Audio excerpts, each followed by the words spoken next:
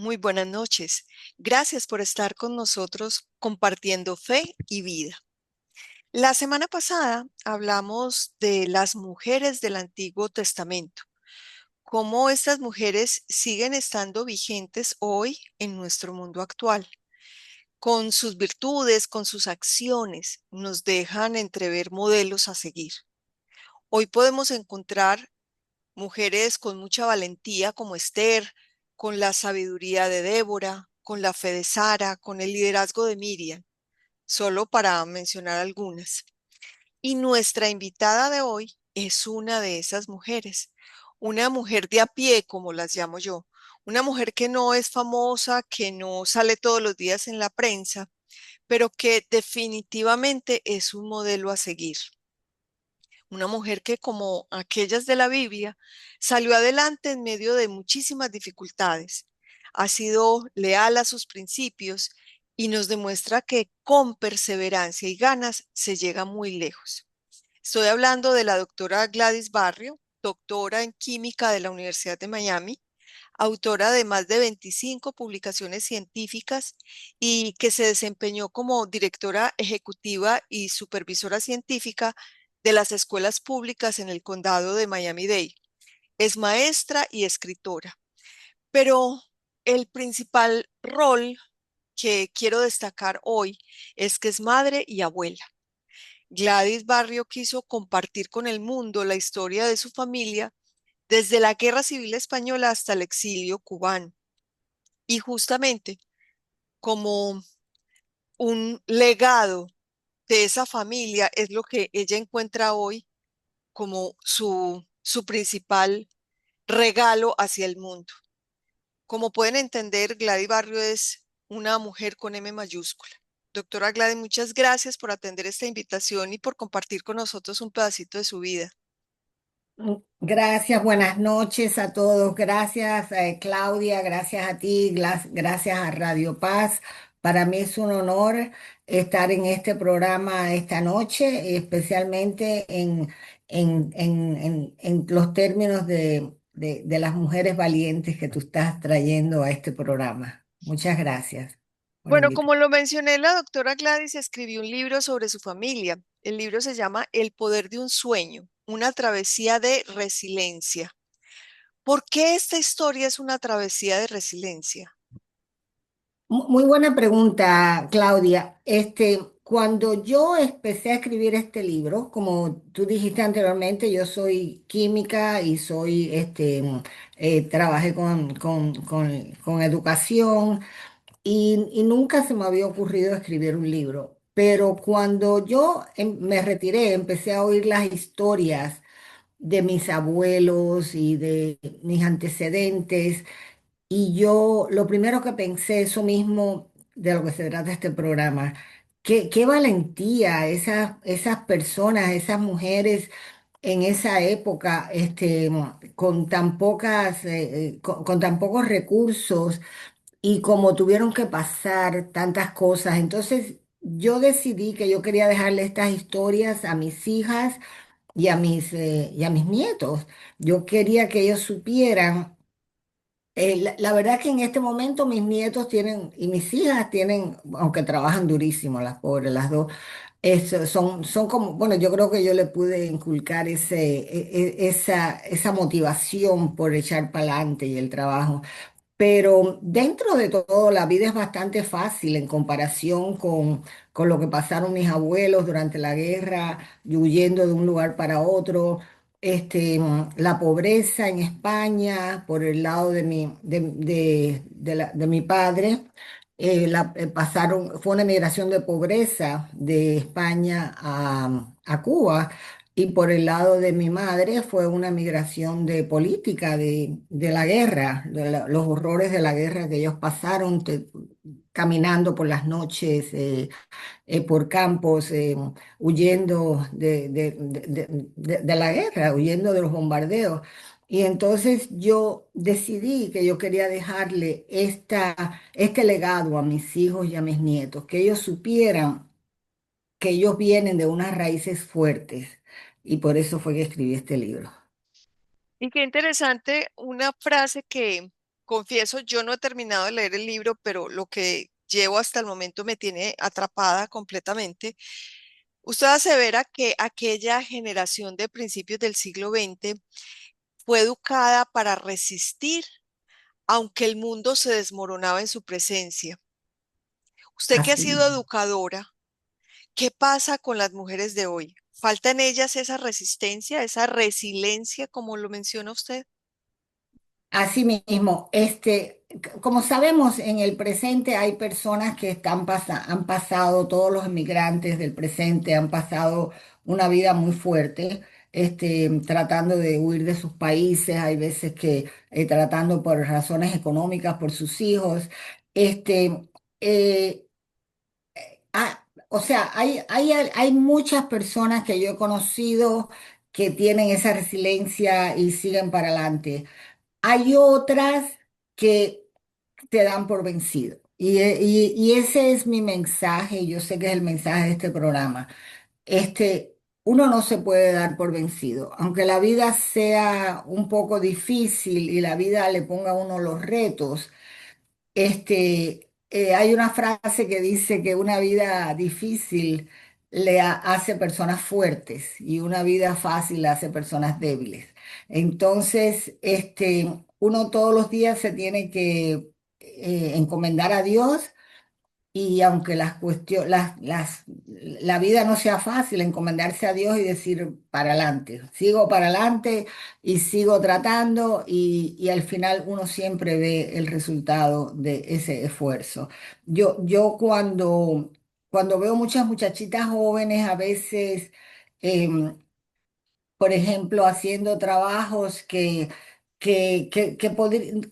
son trabajos, por supuesto, respetables, pero podrían hacer algo mejor. Cuando yo veo, el otro día yo estaba con mi mamá en el hospital y esta muchachita joven limpiando los baños y yo le dije, mira, esto es un trabajo precioso, pero ¿por qué tú no estudias?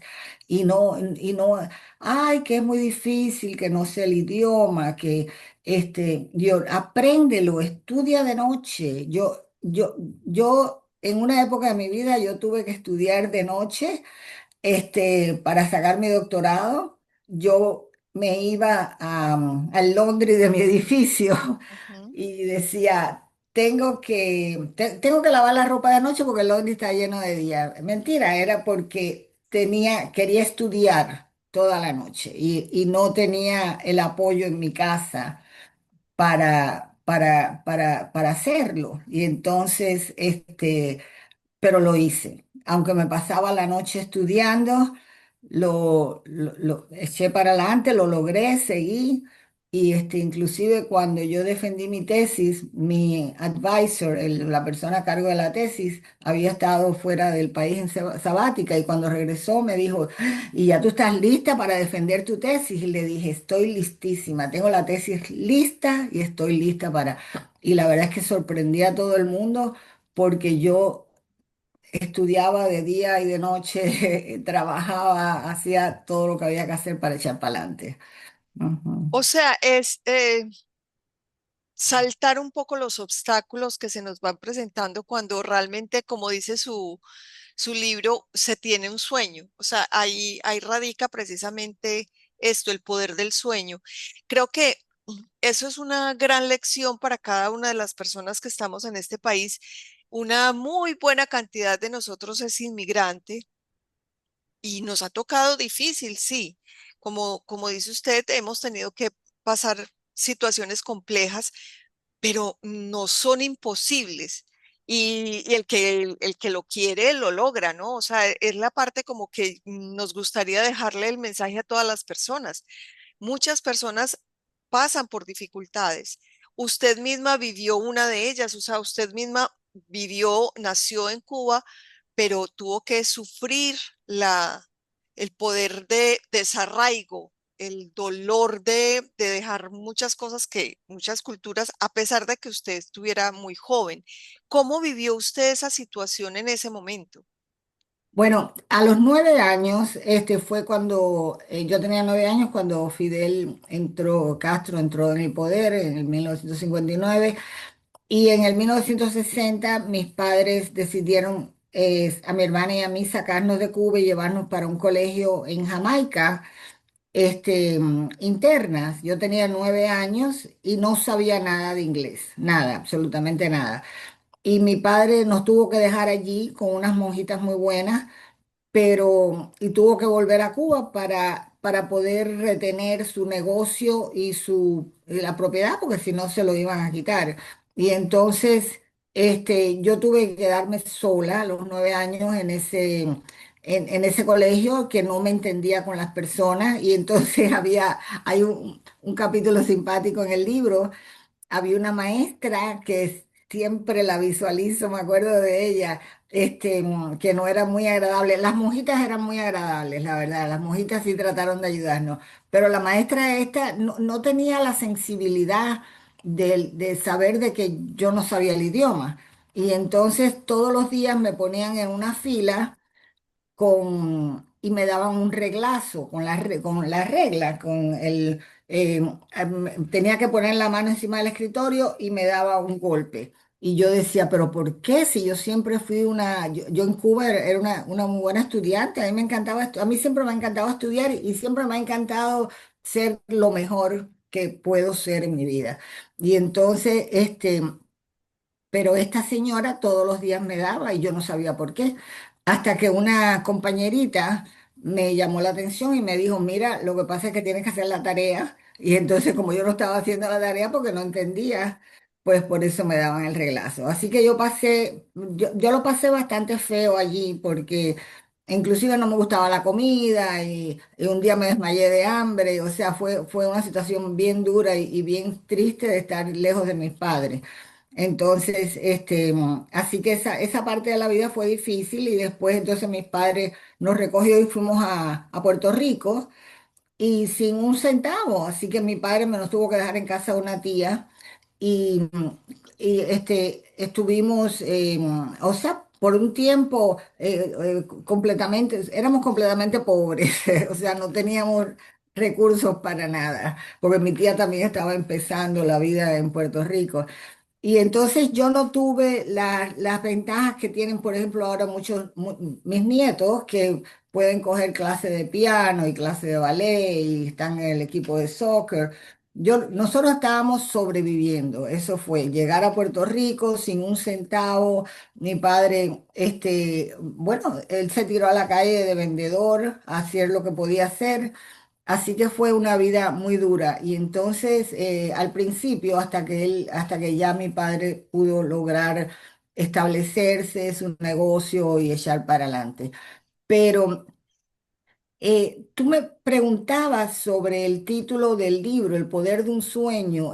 Yo creé, o sea, la idea de ese título fue eso mismo. Cuando yo veía todo el esfuerzo de mis abuelos cuando pasaron la guerra de España y tratando de llegar a Cuba. Por el otro lado, los otros abuelos, jovencitos, unos niños de 13 años se colaron de Polizón en un barco desde España hasta Cuba. Y yo decía, ¿qué es lo que hace que estas personas traten tanto? Mi padre mismo, cuando mi abuelo era una persona muy, muy buena y muy respetable, pero cuando llegó a los 13 años le dijo a mi padre, ya se acabó el colegio y entonces, porque ya tú sabes leer, escribir, sumar y restar, ya no hace falta más nada. Y entonces lo sacó del colegio y usted sabe lo que mi padre hacía. Papi se escapaba todas las noches y se iba a estudiar. Se pasaba trabajando con mi abuelo durante el día y por la noche se escapaba y se iba a la escuela y así sacó su bachillerato y así sacó la escuela de comercio. Más o menos lo Este, que usted hizo. así mismo, así mismo. Y entonces lo único que a uno lo lleva a tratar tanto y a hacer tanto es el tener un sueño de una vida mejor. Yo tenía el sueño de ser científica, de poder, de ser educadora, y entonces mi padre tenía el sueño de estudiar en la escuela de comercio. y de darle una mejor vida a nosotros. Y entonces ese sueño es como el cohete que le ponen a uno que te da esa fortaleza para seguir adelante. Y entonces, una de las razones, cuando yo discuto mi libro con las personas, yo les digo, yo lo que quiero que ustedes vean que se puede hacer. O sea, que hay veces que piensan, ay, mira, esta persona, mira qué suerte tiene porque tiene una casa bonita, un carro, una vida y qué sé yo, pero no saben el esfuerzo que hizo para llegar ahí. Y para Ujú. llegar a cumplir sus sueños siempre hay que esforzarse y, y trabajar y no siempre salen bien las cosas. Así que, pero hay que seguir tratando. Y nunca uno se cae y se vuelve a levantar y sigue para adelante. Claro, y hay una fuerte influencia en ese libro, pues con toda su familia de las mujeres. O sea, ellas hicieron parte muy importante del progreso, de esa perseverancia de los esposos también. Ellas de alguna forma fueron como el motor para poder seguir adelante y dieron, creo que fueron pilares fundamentales en el crecimiento de la familia y de haber resistido todo lo que resistieron, inclusive, y por eso me parece muy particular, inclusive llegaron a transgredir pues normas y protocolos de la época, como por ejemplo me encantó la imagen de la señora Jacoba, que me pareció tan dulce, que le dio cobijo a este muchacho, que fue capaz de desobedecer a su esposo y darle techo al muchacho, darle trabajo. Eh, Somos esta generación de ahora, nos falta un poco eso, nos falta valentía, nos falta quizás tener ese sueño. Se nos están acabando los sueños, tal vez. Yo creo que, bueno, yo creo que yo no me gusta generalizar porque yo veo que como hay personas que pasan una situación difícil y siguen para adelante, pero el, inclusive en el libro yo narro, hay un capítulo donde yo conozco a varias personas que son emigrantes y que me dicen, no, yo en Cuba ¿cómo se llama esto? Médico y aquí estoy haciendo uñas, Ujú, manicure. Y yo le digo, pero ¿por qué? No, las manicures son muy bonitas las uñas, pero si tú eres médico, estudia, revalida tu carrera y entonces hay personas que uno ve que sí, que el sueño se les ha, se han olvidado de ese sueño. ujú. Y hay otras personas que le parece muy difícil y entonces, y por eso este programa tuyo y este libro mío es este llamado a nunca desfallecer. Sigan echando para adelante, sigan con ese sueño. Y yo siempre les digo, es que tienen que mirar el futuro. O sea, ahora estás, por ejemplo, haciendo un manicure y te estás ganando un sueldito para sobrevivir. Pero mira el futuro. Si aparte de hacer el manicure por las noches tú estudias y revalidas tu título, entonces tu futuro va a ser diferente. Ujú. Vas a poder llegar a ese sueño para ti y para tus hijos. Implica Eh, esfuerzo, eso es lo que Correcto. ocurre, implica mucho esfuerzo, ¿no? Mm, yo creo que ahí parte el asunto es que nosotros tenemos que esforzarnos y retomo el tema de aquellas mujeres del Antiguo Testamento, aquellas mujeres de la Biblia, que hicieron todo con mucho esfuerzo, que así como les tocó también a las mujeres de la familia de la doctora Barrio, que les tocó todo con esfuerzo, todo con aguantar hambre, sufrir, es decir, son modelos y quiero ya finalizar el programa diciendo que son personas que realmente merecen la pena ser escuchadas, que merecen la pena ser atendidas porque son modelos de vida. no son silenciosas, muy silenciosas porque no son conocidas en el mundo entero, pero nos muestran que sí se puede. Le agradecemos, doctora, muchísimas gracias por estar con nosotros, por conversar, por compartir este pedacito de su vida. Y desde aquí a cada uno de ustedes, pues un abrazo enorme a todas aquellas mujeres que ejercen como madres. Esperamos que tengan un hermosísimo día y que sean acompañadas de todos los que las aman. Feliz noche. Gracias, Claudia, gracias. Un millón de gracias a ti y a toda tu audiencia.